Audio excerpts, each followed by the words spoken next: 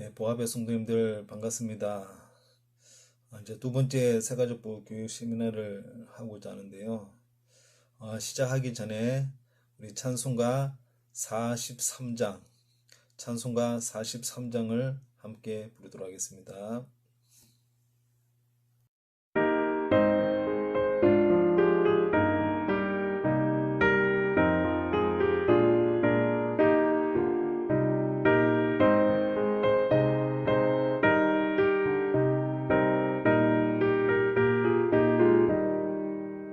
즐겁게 안식할 날 반갑고 좋은 날 내 맘을 편케 하니 즐겁고 기쁜 날 이 날에 천하 만민 다 보좌 앞에서 참되신 삼위일체 다 찬송 부르네.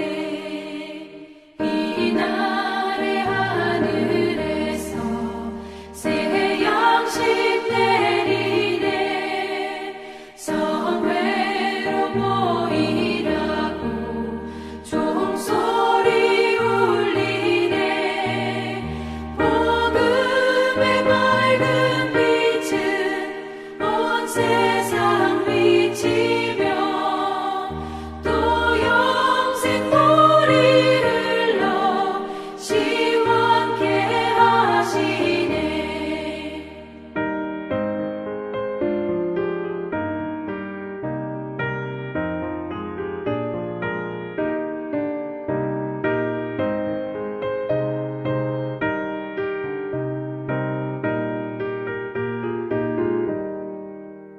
이 주를 지킴으로 새 은혜 입어서 영원히 쉬는 곳에 다 올라갑시다.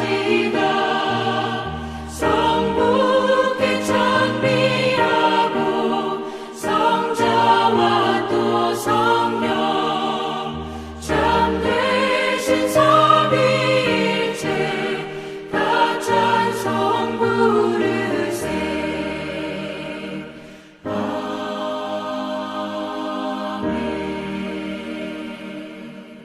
안녕하세요. 보아배 성도님들 반갑습니다. 두 번째 이제 새가족부 교육 세미나 주일과 예배라는 주제로 함께 은혜를 받기를 원합니다. 그럼 먼저 우리 한 해 말씀을 함께 읽어보겠습니다. 이사야 58장 13절에서 14절입니다. 이사야 58장 13절에서 14절 제가 말씀을 읽어드리도록 하겠습니다. 만일 안식일에 내 발을 금하여 내 성일에 오락을 행하지 아니하고 안식일을 일컬어 즐거워하리라.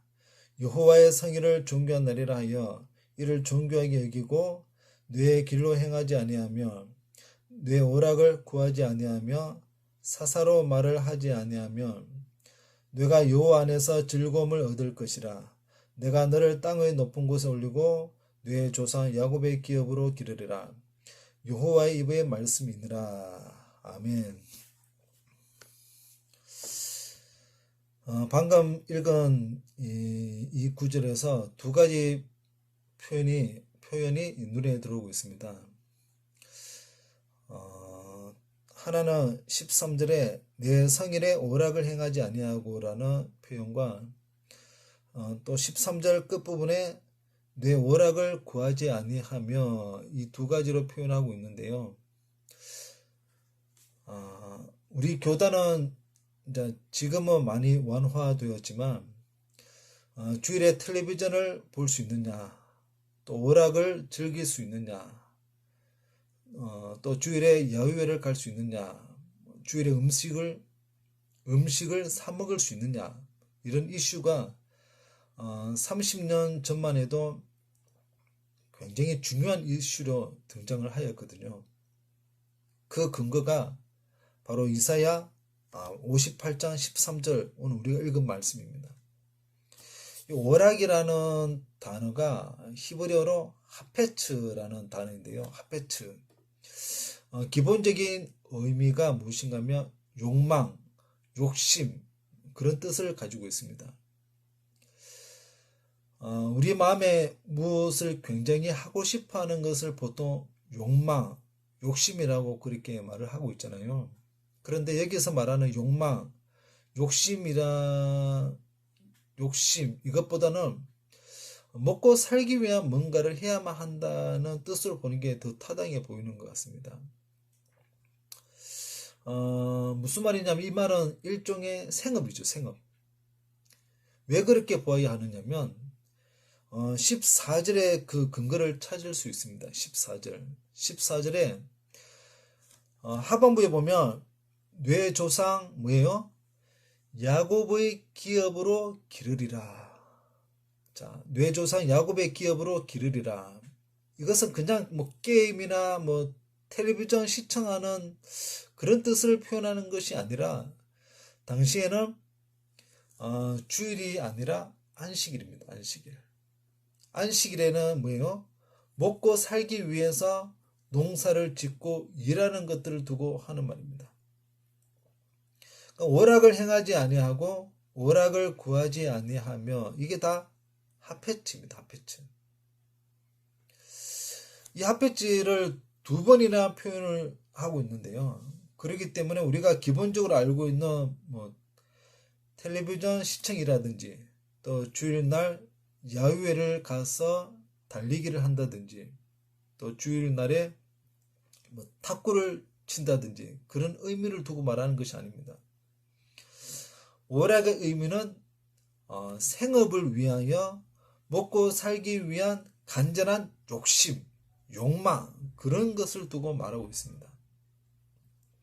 우리가 또 하나 눈에 들어오는 표현이 있는데 그게 뭐냐면 안식일을 일컬어 즐거운 날 그리고 여호와의 성일을 존귀한 날이라고 그렇게 말을 합니다.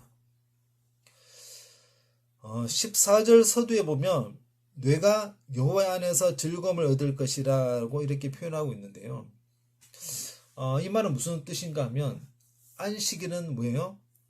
즐거운 날이고 축제의 날입니다. 축제의 날. 나 혼자 뭐 축제를 벌이는 날이 아닙니다. 하나님의 백성들이 함께 모여서 그 즐거움을 함께 나누고 또 축제를 벌이는 그 날이 바로 안식일이라는 의미입니다. 여러분들이 생각할 때 오락을 행하지 아니하고 오락을 구하지 아니하며 이 표현과 즐거운 날, 자, 이 둘 중에 여러분들은 어디 먼저 눈에 확 들어오고 있나요? 전자인가요? 후자인가요? 전자죠. 오락을 행하지 아니하고 오락을 구하지 아니하며 이 표현. 하지만 전자보다는 후자, 즐거운 날. 그러니까 안식일은 즐거운 날로 우리가 먼저 생각을 해야 합니다. 왜냐하면 기본적으로 우리는 주일하면 무엇을 먼저 생각하느냐면 의무적으로 교회 가야 되는 날로만 생각을 하고 있습니다. 그렇게 하다 보면 주일 예배를 뭐예요? 의무적으로만 생각하니까 자유로움이 없는 거예요. 어떤 자녀들은 주일을 너무 싫어합니다. 왜 그렇죠? 자유가 없다라고 생각하는 거죠. 자유가 없다라고. 실제적으로 우리 믿음의 선배들이 제대로 가르쳐 주지 않아서 그런 일이 생긴 것 같습니다. 주일은 뭐 귀찮게 옷을 차려 입어야 하고 교회 가서 예배를 드려야 하는 뭔가 의무적으로만 해야 하는 날로 생각하니까 주일은 즐거운 날이 아니라 의무적으로 기쁘지 않은 날인 거예요. 즐거운 날인데 마음이 기쁘지 않는 거예요. 여러분들은 주일이 정말 행복하고 기쁘고 웃으면서 하루를 보내고 계시나요?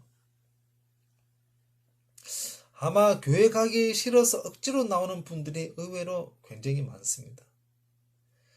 주일은 우리 믿음의 식구들이 함께 즐거운 축제를 벌이는 날이라는 사실을 우리는 기억해야 합니다. 주일에 교회 가는 것이 즐겁고 또 성도님들을 만나게 되면 반갑고 예배 드리는 것이 기쁘고 행복한 날이 되도록 저와 여러분들이 그렇게 만들어 가야 되는 거예요. 안식일 하면 우리 머릿속에 고정관념으로 고정되어 있는 것이 있습니다. 안식일은 뭐예요? 일해서는 안 되는 날, 돈을 써서는 안 되는 날, 모여서 예배만 드리는 날로 이렇게 고정관념으로 자리를 잡고 있다 보니까 행복하지 못하고 그 즐거움을 오히려 빼앗겨 버리는 거예요. 그러니까 안식일은 다양하게 즐거움을 만끽해야 합니다. 레위기 23장 1절에서 43절을 보시면 하나님께서 이제 우리들에게 모여서 하나님 앞에 이제 지켜야 할 날들을 말씀하고 있는데요. 2절에는 이것이 나의 절기들이니 이렇게 번역을 하고 있는데 정확한 번역은 나의 지정된 날들로 번역하는 것이 더 좋을 듯 합니다. 5절에는 유월절을 말하고 또 6절에는 무교절을 말하고 15절에는 일곱 안식일이라고 말합니다. 일곱 안식일이 무슨 말이냐면 7절 보통 우리가 맥주 감사절 아시죠? 맥주 감사절 그렇게 생각하시면 될 것 같습니다. 그리고 24절에 7월 곧 그 달 1일 이것은 유대인들에게 있어서 7월 1일 새해 첫날이죠. 새해 첫날. 우리는 1월 1일 뭐 그렇게 음력으로는 1월 1일이 구정 이렇게 설날 이렇게 새해 첫날이라고 생각하는데 유대인들에게 있어서 새해 첫날은 바로 7월 1일입니다. 그리고 27절에는 속주일 34절에는 초막절 이것은 우리가 무슨 의미를 알고 있습니까? 다른 말로 장막절 들어보셨죠? 장막절. 우리 식으로 말하면 추수감사주일입니다. 추수감사주일. 자, 안식일에는 유월절, 무교절, 또 속주일, 초막절 이런 시스템이 구축되어져 있었습니다. 그런데 이것으로만 끝나는 것이 아니라 레위기 25장으로 가서 보면 또 다른 것을 이야기하고 있습니다. 레위기 25장 4절에 보면 일곱째 해에는 그 땅이 쉬어 안식하게 할지니 이것은 안식년을 말합니다. 안식년. 그러니까 안식일의 기원이 어디에서 시작되었을까요, 여러분? 안식일의 기원. 보통 안식이라면 안식일은 10계명에서 시작하기도 하고 출발하기도 하고 율법적인 것으로 생각을 많이 하는 것 같습니다. 또 어떤 사람들은 구약에 나오는 안식일을 어디에서 기원했다고 생각하느냐면 고대 메소포타미아에서 왔다고 생각합니다. 그러니까 메소포타미아에 있던 종교 축제에서 가져왔다라고 그렇게 생각을 하고 있습니다. 실제적으로 고대 메소포타미아에는 종교 축제들이 있었습니다. 여러분 아브라함이 살았던 고향이 어디죠? 갈대우르.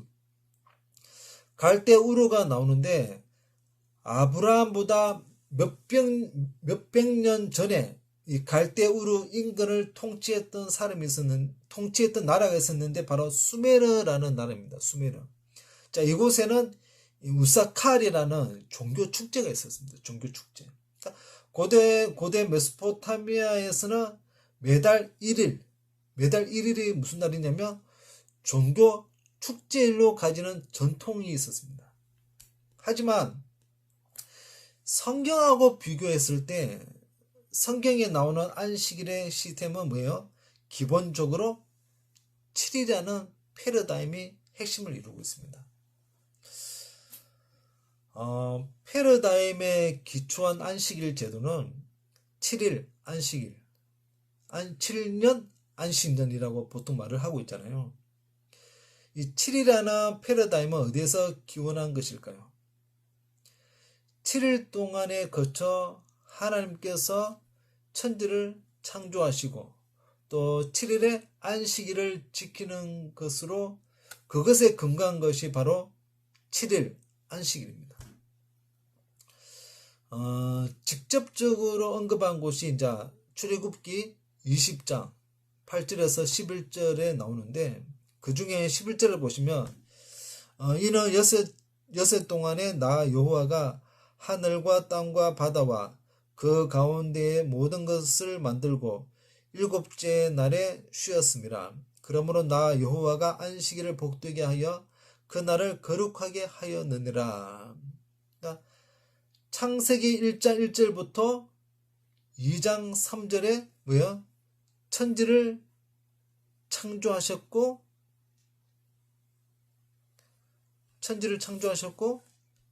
또 그 근거로 안식일을 기억하여 거룩히 지키라는 내용이 실제로 뭐예요? 창세기 2장 2절에서 3절에 기록하고 있습니다. 그런데 여기에 대해서 창세기 1장에서 2장 3절에 안식일에 대한 초점을 맞추는 거 말고 또 다른 곳이 있습니다. 또 다른 곳. 그게 어디냐면 바로 창세기 1장 첫째 날이 뭐예요? 빛을 창조하시고 둘째 날에는 궁창과 물, 셋째 날에는 육지와 식물, 넷째 날에는 광명, 다섯째 날에는 새와 물고기를 지으시고 또 여섯째 날에는 동물과 인간을 창조하셨잖아요. 그리고 마지막 일곱째 날에는 안식일로 지정하게 되어집니다. 우리가 여기 눈여겨보아야 할 것은 뭐냐면 첫째 날부터 여섯째 날까지 하나님께서 창조하신 후에 뭐라 말하죠? 어떻게 표현하고 있나 하나님께서? 굿이라고 좋다라고 그렇게 표현했잖아요. 그런데 일곱째 날에는요. 좋다고 표현하지 않고 안식일은 거룩하다라고 그렇게 표현하고 있습니다. 거룩하다라고 그렇게 표현하고 있는데요. 그러니까 다른 6일 동안에 창조한 것에 대하여 의미 있고 귀한 일이었지만 그것에 초점을 맞추는 것이 아니라 안식일을 거룩하게 했다는 것에 초점을 맞추고 있습니다. 이에 대해서 창세기 1장에는 안식일과 관련해서 또 중요한 메시지가 기록되어져 있습니다. 그것은 무엇이냐면 창세기 1장 14절에 기록하고 있습니다. 창세기 1장 14절 제가 읽어드리도록 하겠습니다. 하나님이 이르시되 하늘의 궁창에 광명체들이 있어 낮과 밤을 나누게 하고 그것들로 징조와 계절과 날과 해를 이루게 하라. 여기 해, 달, 별 두 가지 기능을 말하고 있는데요. 하나는 주야로 나누게 했다는 거예요. 주야로 나누게 하였고 또 하나는 징조와 사시와 일자와 연한을 이루라고 그렇게 말을 하고 있습니다. 여기 말하는 징조는 무슨 의미일까요? 징조. 메소포타미아의 점성술이 굉장히 발전을 하였지만 그런 점치는 그런 의미는 아닙니다. 여러분 징조 다음에 뭐가 나오죠? 사시와 일자와 연한. 그러니까 이 세 가지의 사인이 뭐예요? 징조가 된다. 이렇게 말하는 것입니다. 자, 그리고 우리가 또 주목해야 할 것은 뭐냐면 이 사시라는 말입니다. 사시. 자, 여러분 사시라는 말이 무슨 의미일까요? 사시. 예. 사시라는 말 혹시 들어보셨나요? 사시. 히브리어로 모아딤.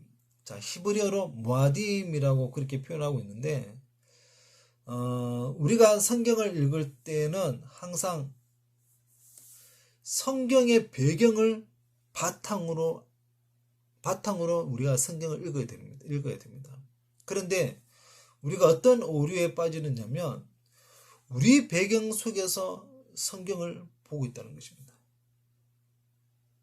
자, 그러면 모아딤이라는 이것을 우리 배경으로 보면 사실은 뭐예요? 사계절이죠. 사계절. 사계절로 생각하고 있습니다. 그런데 여러분, 우리나라는 아직까지 봄, 여름, 가을, 겨울 온대 지역이기 때문에 사계절이 뚜렷합니다. 그러나 이스라엘은 사계절이 없습니다. 그 나라에는 뭐예요? 우기와 건기 둘로 구분하고 있습니다.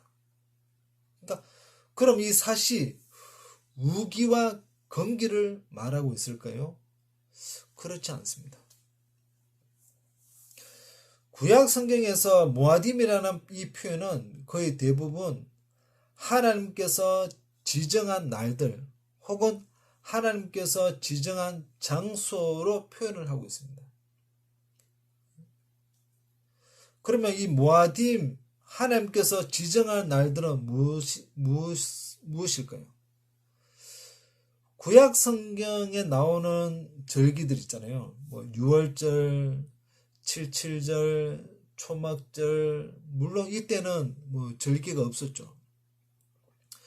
여기 일자 네아밈.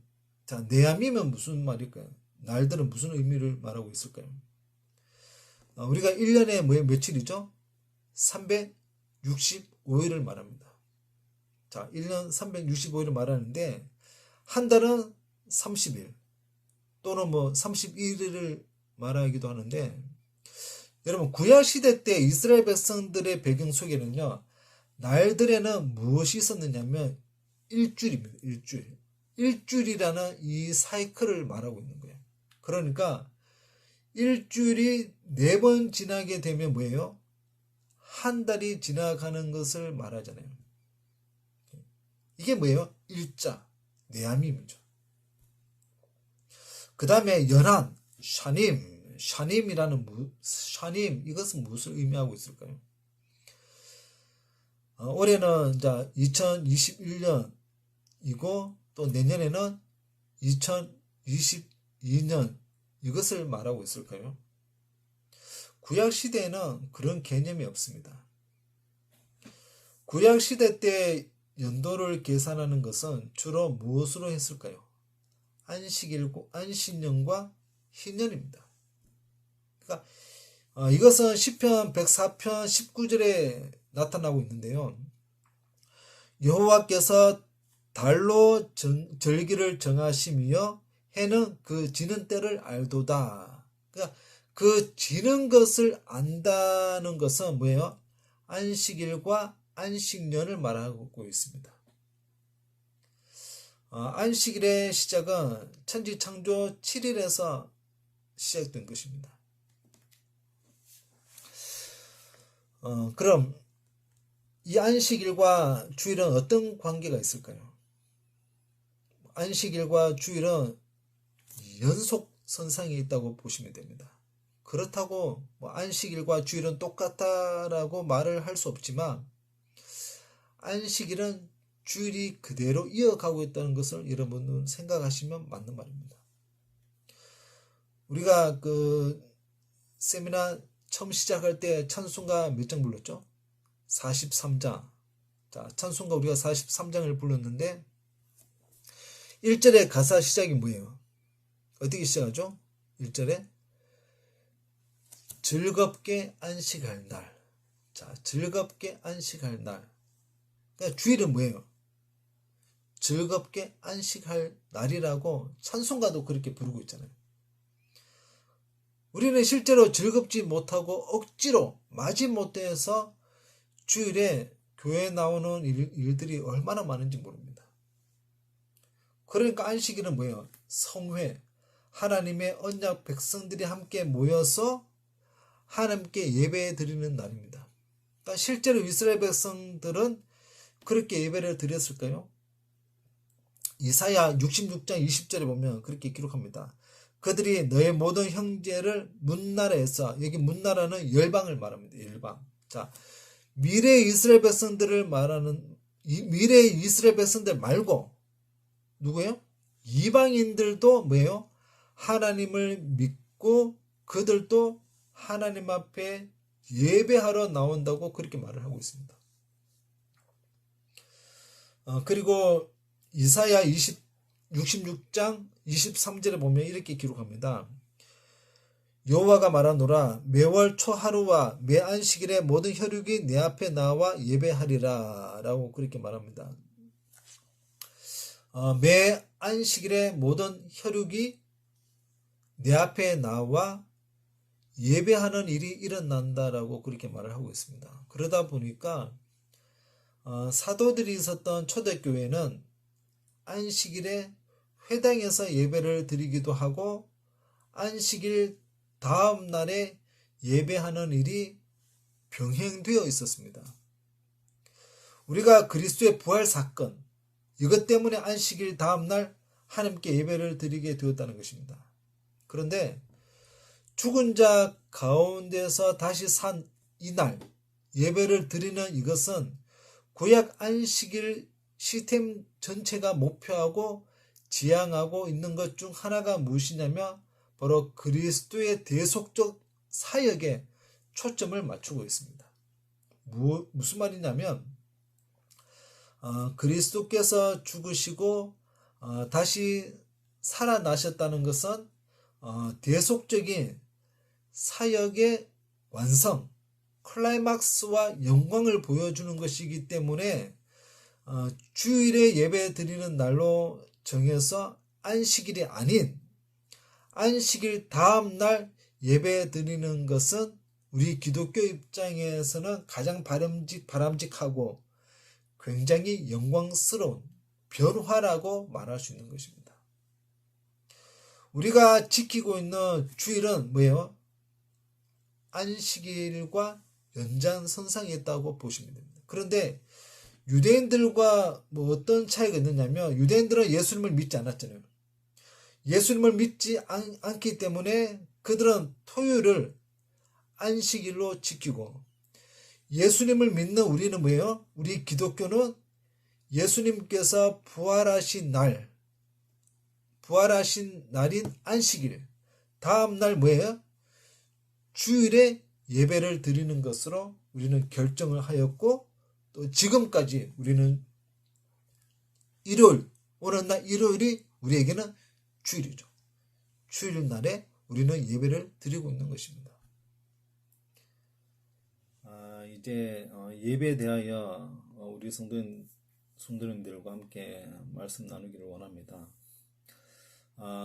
우리가 주일이 되면 현장 예배와 온라인 예배 병행하면서 현재 그렇게 예배를 드리고 있는데요. 그런데 우리는 내가 예배하러 나왔다고 생각하지만 사실은 하나님께서 예배할 수 있는 환경을 주셨고 또 그런 여건과 마음을 주셨기 때문에 가능한 것 같습니다. 오고 싶지만 하나님께서 이렇게 조금 더 강하게 흔들어 버리면 아무도 예배 자리에 나올 수 없거든요. 그렇기 때문에 우리가 예배 자리에 나올 수 있다는 것이 곧 은혜입니다. 우리가 신앙의 승패는 예배에서 승패가 판가름 난다는 사실을 우리가 기억하면서 살았으면 좋겠습니다. 예배에 성공해야 신앙생활에도 성공할 수가 있거든요. 그렇다면 예배가 우리의 신앙생활에 중요하다고 한다면 예배가 무엇인지 우리가 생각해 볼 필요가 있습니다. 우리 보합의 성도님들은 예배를 어떻게 생각하고 있습니까? 창세기에 보면 창세기 4장에 보면 아담의 두 아들이 하나님 앞에 제사하는 그런 예배 장면이 나오는데 이들은 아마 그의 부모가 하나님 앞에 제사하는 것을 그들이 분명히 보고 배웠을 거예요. 그래서 이들은 자연스럽게 예배에 대하여 학습이 이제 몸에 배었는지도 모르겠습니다. 그런데 이 가인과 아벨이 하나님 앞에 예배를 했는데 결과적으로 볼 때 두 사람에게서 전혀 다른 모습을 발견할 수 있습니다. 원래 이 에덴 동산에서는 예배가 따로 없었습니다. 그들에게는 삶 자체가 예배였기 때문입니다. 그들은 하나님과 더불어 에덴 동산에 거하면서 하나님과 사귐과 또 하나님과 교제하는 것으로 삶 자체가 예배였는데, 아담과 하와의 범죄로 말미암아 그곳을 내어 쫓기게 되게 되었죠. 그래서 이들은 하나님을 예배하는 특별한 예배 형태를 가져왔습니다. 그런데 예배 대상이 동일하신 하나님이시고 또 동일한 부모로부터 예배 학습을 통해 보고 배웠음에도 불구하고 누구의 예배는 하나님께서 받으시고 또 누구의 예배는 하나님께서 받지 않은 이유가 무엇일까요? 우리가 매주일 예배를 드리는데 하나님께서 누구의 예배는 받으시고 또 누구의 예배는 받지 않는다면 우리의 예배는 과연 어떻게 될까요? 여러분들은 이런 생각을 해보신 적이 있는지 모르겠습니다. 내가 다른 성도님들과 함께 동일한 장소에서 보합교회라는 예배당에서 예배를 드리고 똑같은 담임 목사님의 설교를 듣고 있는데 하나님께서 아무개 목사, 아무개 장로, 아무개 권사, 아무개 집사야, 난 한 번도 너의 예배를 받아본 적이 없다. 너는 언제 나에게 예배할 거니? 여러분, 그런 말을 하나님께로부터 듣는다고 생각해 보십시오. 이것은 보통 심각한 것이 아니거든요. 그렇다면 지금 우리가 하나님 앞에 예배 드리는 거 지금 제대로 드리고 있는지 이 질문을 스스로에게 물어보아야 합니다. 여러분들은 하나님 앞에 어떤 예배자로 살아가고 있습니까? 우리는 지금 예배에 대한 바른 이해, 바른 개념을 가지고 있는지 오늘 이 시간에 예배에 대한 개념, 예배에 대해서 우리가 살펴보면서 좀 예배 확립이라 해야 될까요? 예배를 우리의 어떤 삶 가운데 분명하게 잘 드러날 수 있는 그런 은혜가 되었으면 좋겠습니다. 우리가 하나님 앞에 예배 드리는 것과 받으심에 대한 개념을 좀 이해할 필요가 있습니다. 이 질문이 좀 동일하게 생각할 수 있지만 이 질문에 대한 결과는 전혀 다르다는 사실을 발견할 수 있습니다. 여러분, 예배는 분명히 하나님 앞에 드리는 것으로만 알고 있잖아요. 하나님께서 그 예배를 받으신다는 것은 우리가 별로 생각을 하지 않는 것 같습니다. 무슨 말인가 하면 예배의 초점이 중요하다는 것입니다. 예배의 초점.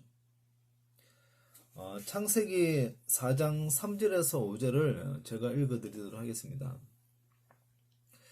세월이 지난 후에 가인은 땅의 소산으로 제물을 삼아 여호와께 드렸고 아벨은 자기도 양의 첫 새끼와 그 기름으로 드렸더니 여호와께서 아벨과 그의 제물은 받으셨으나 가인과 그의 제물은 받지 아니하신지라 가인이 몹시 분하여 안색이 변하니 라고 그렇게 성경이 기록하고 있는데요.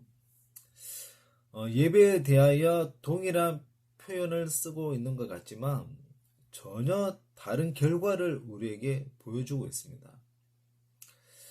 아벨도 예배를 드렸고 가인도 예배를 드렸으나 이렇게 볼 때 두 사람은 동일하게 예배는 드렸잖아요.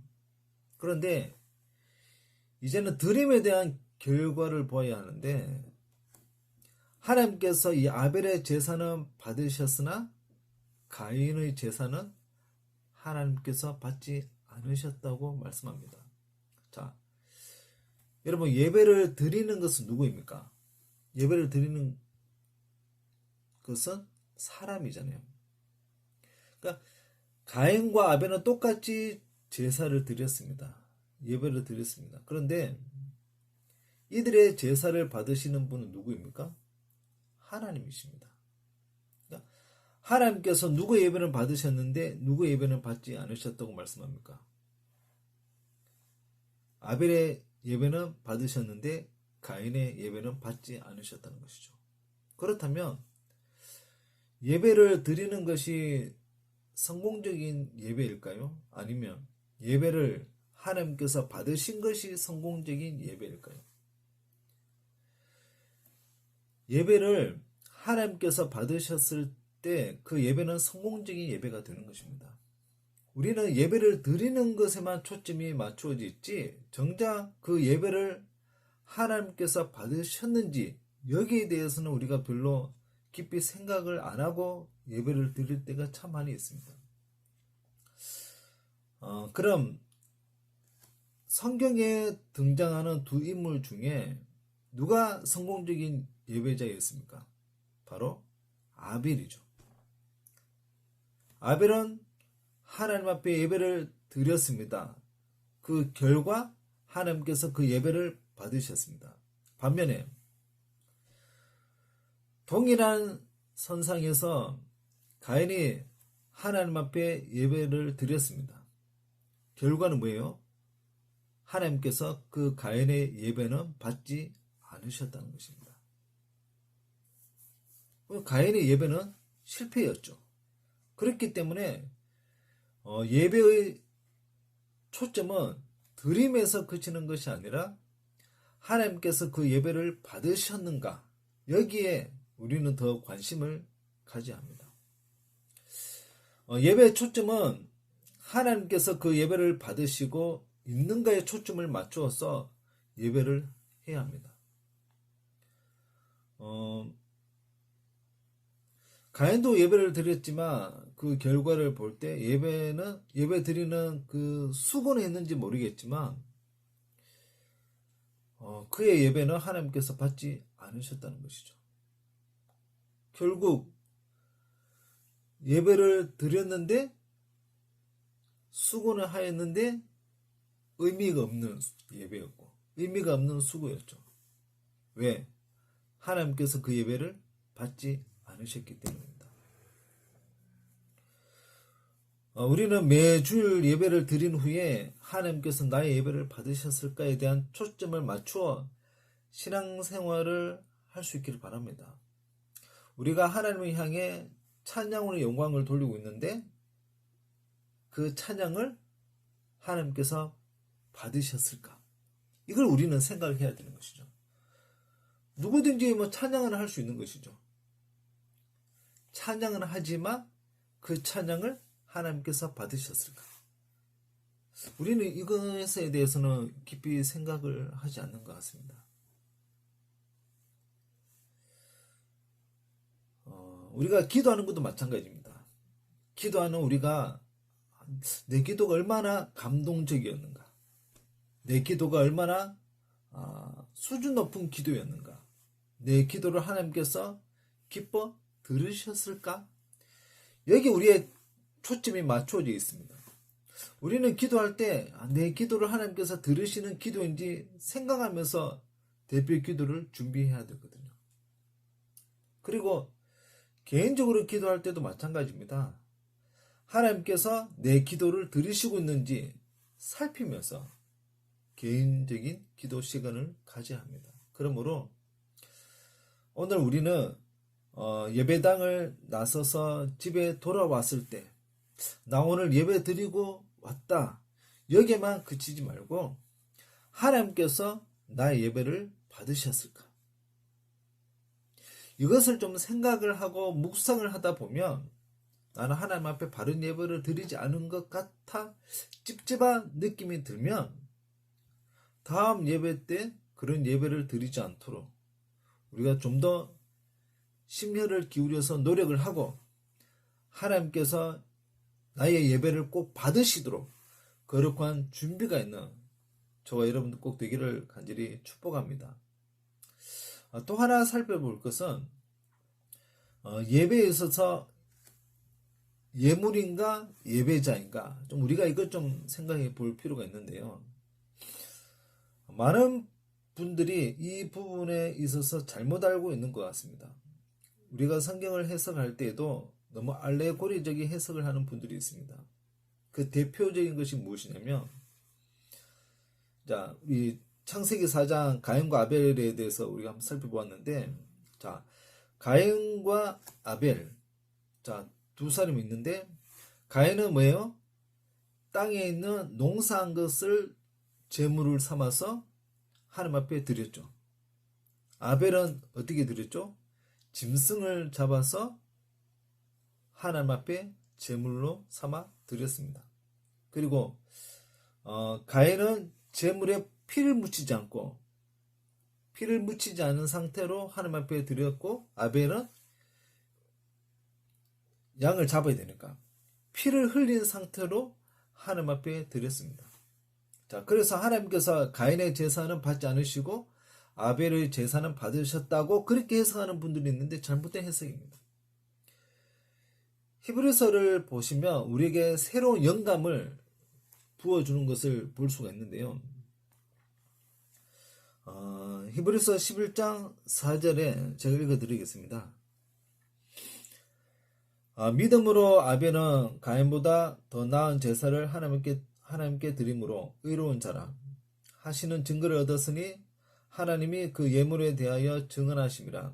그가 죽었으나 그 믿음으로써 지금도 말하느니라. 아멘. 가인과 아벨의 예배에 있어서 아주 중요한 차이를 발견할 수 있습니다. 아벨은 어떻게 해요? 믿음으로 누구보다 가인보다 더 나은 제사를 하나님께 드렸다라고 히브리서 기자는 그렇게 기술을 하고 있습니다.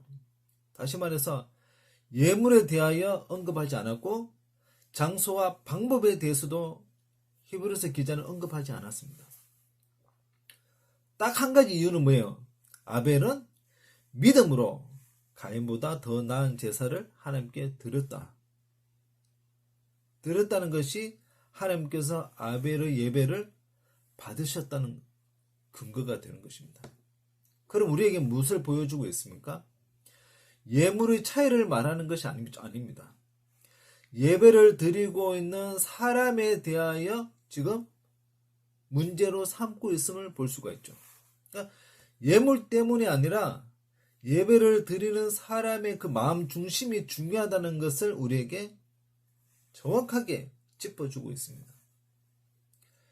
그러니까 가인과 아벨이 하나님 앞에 드린 이 제물의 단어를 살펴보면 히브리어 원어로 보면 이 민하라는 히브리어 단어인데요. 민하. 이 단어는 어떤 속죄를 뜻할 때 사용하기보다는 감사의 뜻을 표현할 때 사용하는 단어입니다. 그리고 또 친숙하다라는 의미도 가지고 있습니다. 그러니까 이들이 드린 제물의 성격은 무엇입니까? 무엇이죠? 속죄를 표현하는 것이 아니라 하나님 앞에 감사로 영광을 돌리고 하나님과 더욱더 친근하기 위한 제물이었다는 것입니다. 아직까지 이들에게는 공식적으로 또 속죄의 제사나 이런 규례들이 이들에게는 주어지지 않았죠. 성경에 보니까 이들이 드린 제사의 시기가 언제라고 말하고 있습니까? 보니까 세월이 지난 후에라는 말은 날들의 그 끝에라는 그런 의미가 있거든요.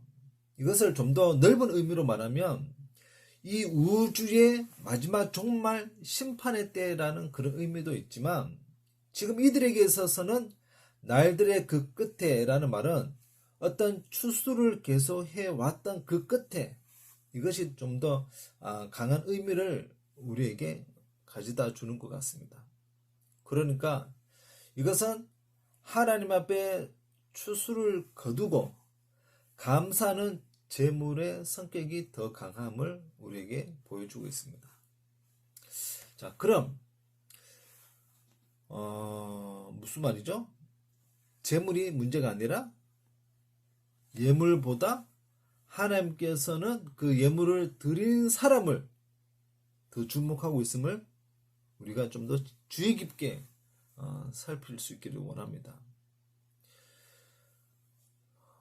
교회와 예배를 위하여 봉사하는 손길들이 참 많습니다. 이것들은 굉장히 소중하죠. 예물을 드려야 합니다. 헌금 드려야 되죠. 찬양을 드려야 합니다. 또 교회를 위하여 헌신하고 봉사하는 것 또한 우리가 반드시 해야 할 일입니다.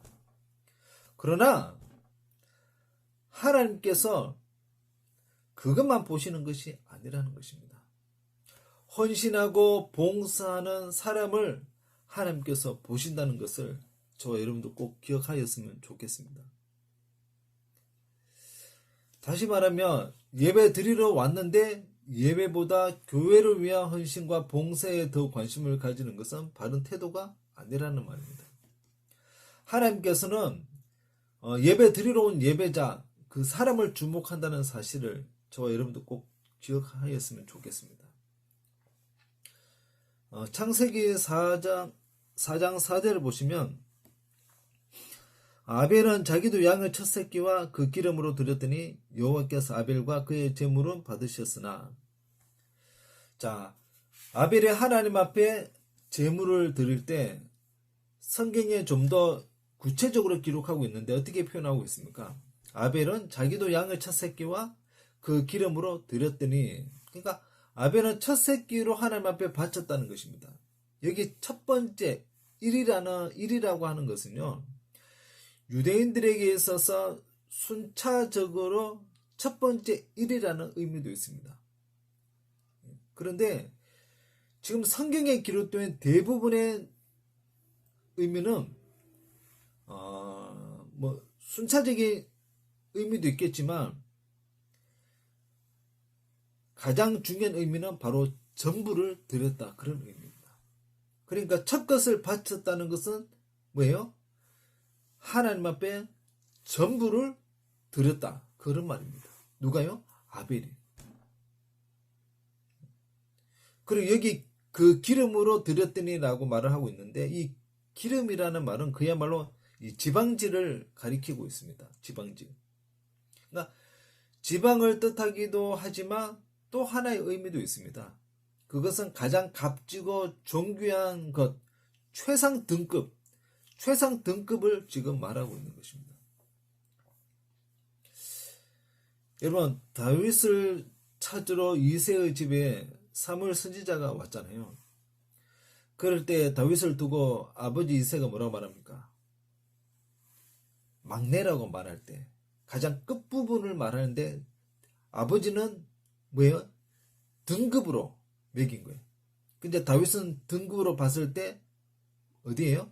높은 등급이 아니라 가장 낮은 등급, 가장 낮은 자라고 아버지 이새는 한마디로 다윗을 왕으로 인정하고 싶지 않았던 것이죠. 그게 뭐예요? 이새 아버지는 이미 다윗은 없는 거예요. 그러니까 아벨은 첫 것과 기름진 것으로 하나님 앞에 드렸다는 것은 뭐예요? 그의 마음은 뭐예요? 그의 생각과 그 마음은 하나님 앞에 전부를 드리고자 하는 마음으로 하나님을 예배했다는 것입니다. 그러나 가인은 그렇게 하지 않았다는 것입니다. 가인은 자신의 소득 중에 하나를, 그게 전부가 아니죠. 소득 중에 하나를 그냥 하나님 앞에 드리고 제사를 드렸다는 것입니다. 그러니까 예배는 우리 형식적이고 의식적인 것에 초점이 있는 것이 아닙니다. 예배는 우리의 마음이 빠진 형식, 의식은 의미가 없는 것이죠. 아무리 우리가 하나님 앞에 시간을 투자하고 헌신하고 봉사하고 그 모든 거 다 좋습니다. 그러나 마음이 빠진 것은 의미가 없는 거예요. 그렇기 때문에 우리 부합의 성도님들은 진실된 마음으로 가장 값지고 존귀한 것을 드리고자 하는 그 마음으로, 내 전부를 드린다는 그 마음으로 하나님을 예배할 수 있는 저와 여러분도 꼭 되기를 간절히 원합니다. 우리는 지금 어떻게 예배하고 있습니까? 혹시 남는 시간으로 예배하고 있지 않습니까?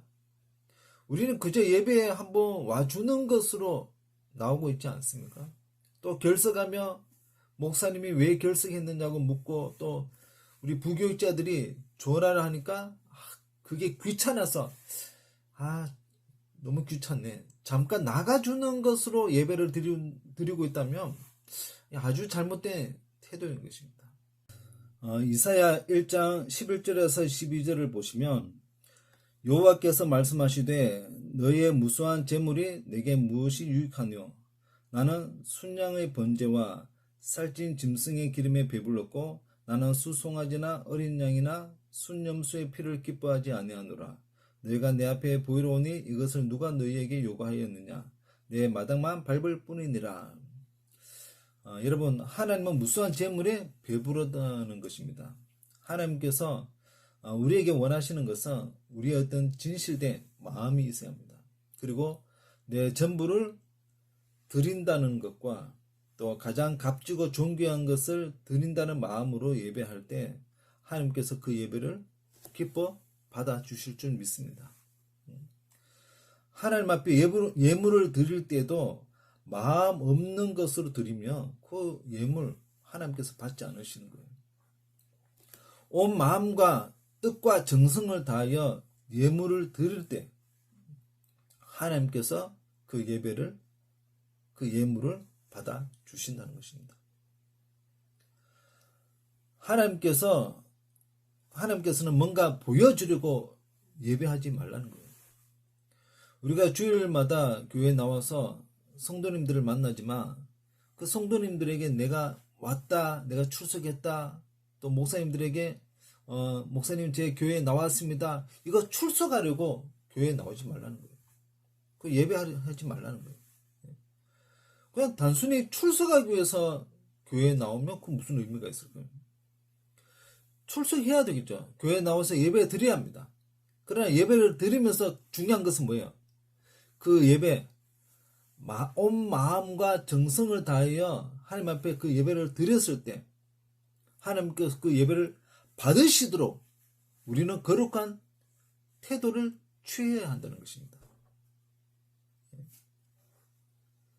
그런데 단순히 그냥 예배하러 와서 예배 제대로 드리지도 않고 예배 시간에 딴짓하고 예배 시간 다른 생각에 푹 빠져 있으면 하나님께로 들어온 것이 아니죠. 오늘 이사야 1장 12절에서 말씀하고 있는 것처럼 내 마당만 밟을 뿐이니라. 마당만 밟은 거예요. 교회 마당만 밟고 집으로 돌아간다면 그건 무슨 의미가 있는 거예요? 예?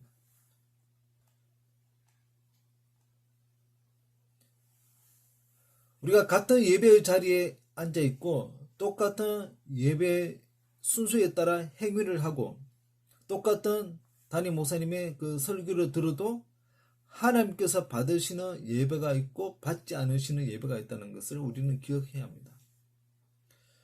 역대하 28장 9절을 보시면 다윗이 솔로몬에게 뭐라고 말했습니까?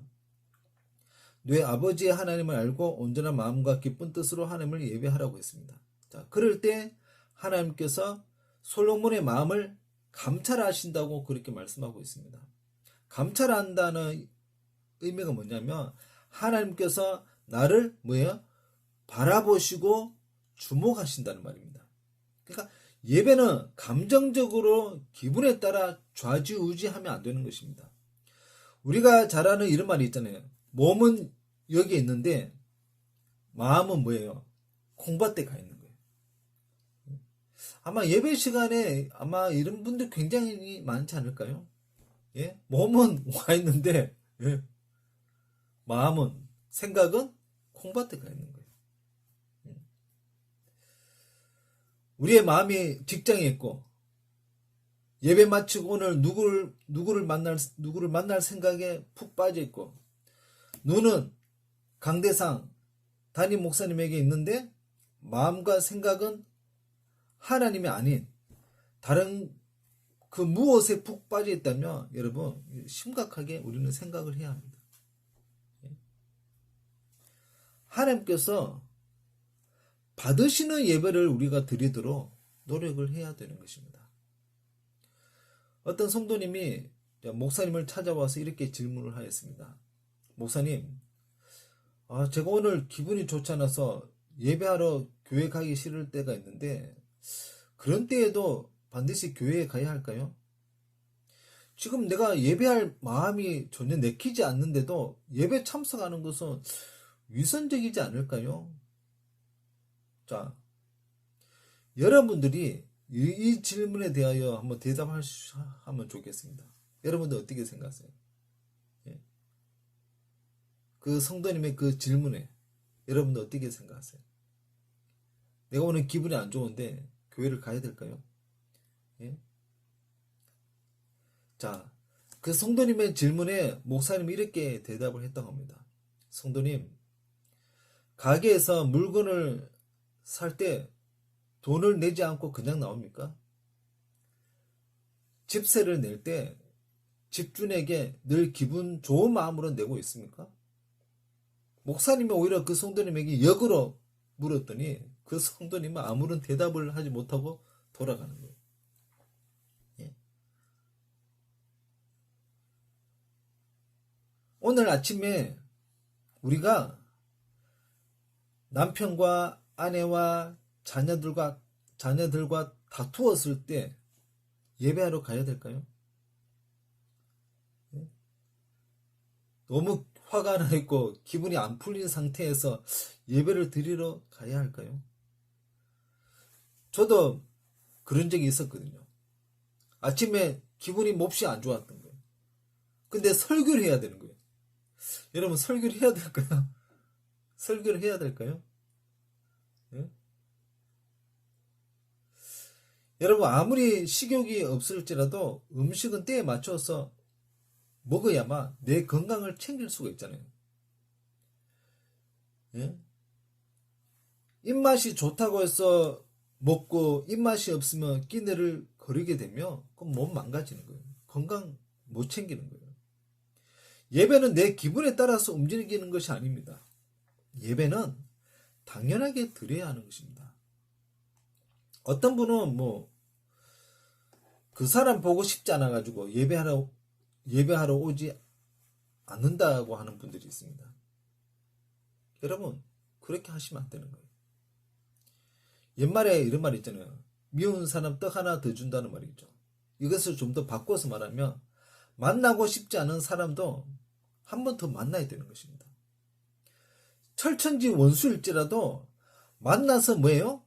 좋지 않은 감정을 서로 풀어야 하는 것입니다. 자꾸 기피하면 문제는 해결되지 않고 오히려 감정만 더 상해서 우리가 신앙생활에 영적인 유익이 되지 못합니다. 성경 예수님께서도 말씀하셨잖아요. 예. 형제와 화목하지 않은 상태에서 예배하러 온다. 그렇게 하지 말라는 것이죠. 먼저 형제를 만나서 화해하고 화목을 만들고 나서 예배하러 나오라는 것이죠. 예.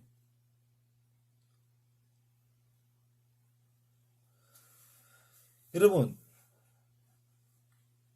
하나님을 뵙는 것이 뭐예요? 예배이잖아요. 우리가 교회에 나와서 담임 목사님, 성도님들 뵙기 위해서 교회에 나오는 게 아니잖아요. 예배 그 근본적인 것은 뭐예요? 내가 하나님을 뵙는 것입니다. 만나는 것입니다. 예배는 우리 인간의 어떤 감정과 아무런 상관없죠. 어떻게 보면.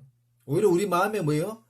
하나님을 향한 빚진 마음으로 나와서 하나님의 긍휼과 은혜를 구하는 것입니다. 우리 마음에는 은혜와 감격이 없으면요, 영적 중병에 걸려 있다고 말해도 과언이 아닌 것입니다. 바른 예배 태도를 가지지 않으면 내 영혼이 점점 시들어가고 있음을 여러분 기억하십시오. 예. 내 영혼이 건강해지려면 바른 예배가 모든 것에 우선한다는 것을 우리는 기억해야 합니다.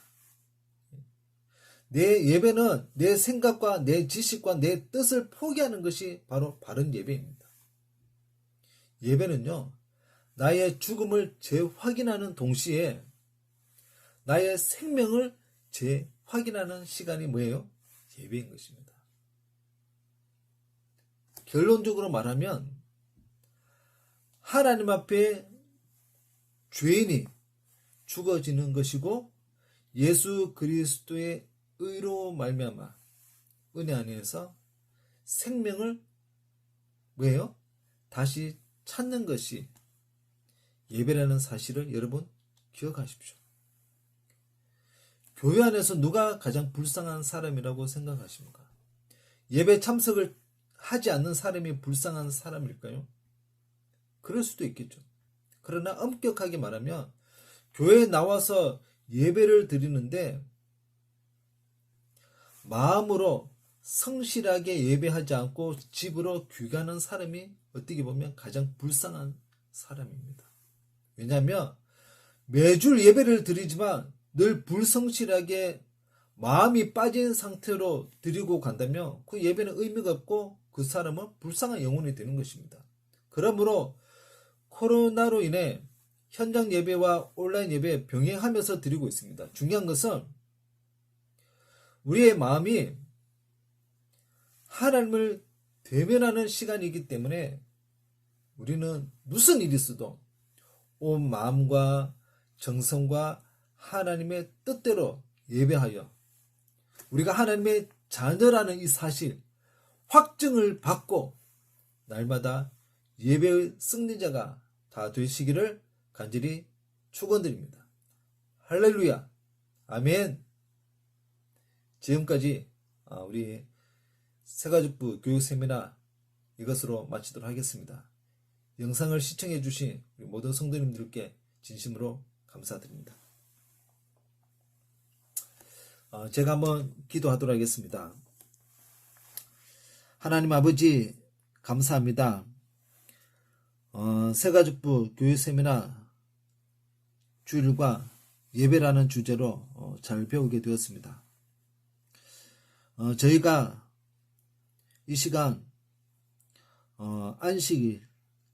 안식일과 또 주일의 관계에 대하여 우리가 살펴보았는데 분명한 개념을 바르게 인식하고 하나님의 영광을 위해 살 수 있는 저희들 되게 도와주시옵소서.